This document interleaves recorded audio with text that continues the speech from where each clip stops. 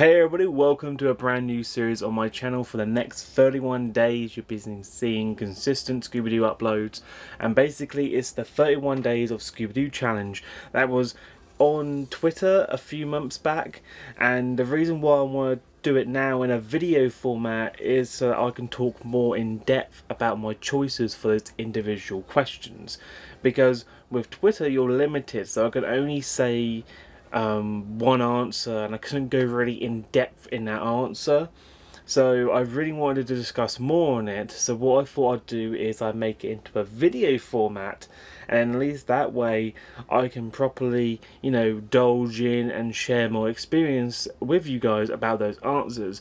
And as well, it can be good if you guys are new to this type of series and you want to get involved. You can leave comments and, you know, get involved with the series as it goes along. Also as well, since I'll be going more in depth, some of my answers might change from my Twitter answers, so that might be a bit way to spice it up, because when you think on the spot and you really want to delve in there, like for all the episode series and cast and all that, the questions can vary and your answers can change, and throughout this series my answers may change differently to what I post on Twitter, so it'd be a nice neat experience. The first question is, what is the first series or episode you remember watching?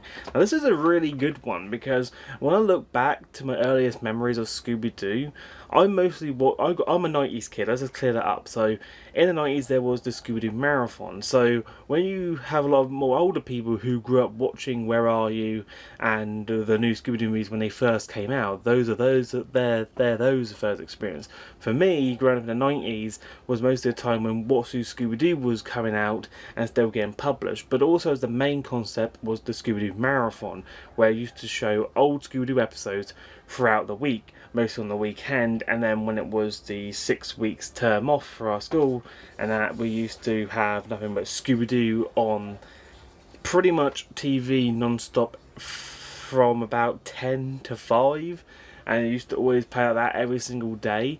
So I grew up watching a lot of Scooby-Doo old classics from, you know, 69 to the 80s and that sort of thing. So I grew up mostly remembering the old shows, and the first one I remember, because this was played a lot, was the first series, Scooby-Doo Where Are You? 3 seasons, countless of episodes, so I pretty much watched them all, and that was my basis of me starting out as a 90s kid, getting entwined with Scooby-Doo Where Are You. Yes, I saw the What's New Scooby-Doo, I saw the new Scooby-Doo movies, I saw the Scooby-Doo and Scrappy-Doo series, the new Scooby-Doo and Scrappy-Doo, the Scooby-Doo mysteries, all these other shows I have seen, but the one that brings close to my heart and the one that comes to my memory is the Where Are You. So the Where Are You is the first season that I remember watching as a kid from my earliest memories. Now the episode that I remember the most is What a Night for a Night, and it's pretty ironic that it's the first ever episode, but I remember that used to play non-stop.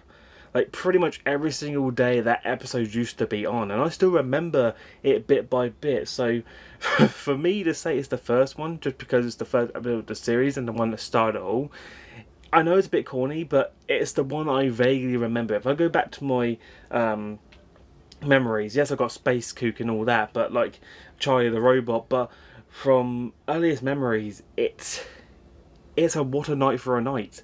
And that has been my focus point. So when I talk about Scooby-Doo Where Are You, the first episode I think of is What a Night for a Night, mainly because I watched it so many times, and yes, I do skip over it now when I watch the Where Are You box sets, because I've seen it so many times, it just isn't that appealing. Nothing bad with the episode, it's just I've already spent my time watching it as much as I could, and I want to watch some other episodes, because, you know, the Where Are You has a good library to start with anyone who wants to start anywhere in Scooby-Doo.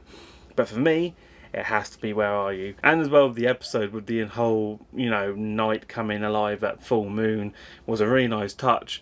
And then the whole, you know, museum output, because if you remember the N64 game, the Scooby-Doo Classic Capers, that one had the episode What a Night for a Night as one of the focus points, the first ever mission in that. And then when you look at Mystery Mayhem, the Knight's there as well, so the Black Knight Ghost is there again. So it's been used so many times in pretty much mostly all Scooby-Doo games and titles. It gets so many reused in every other incarnation.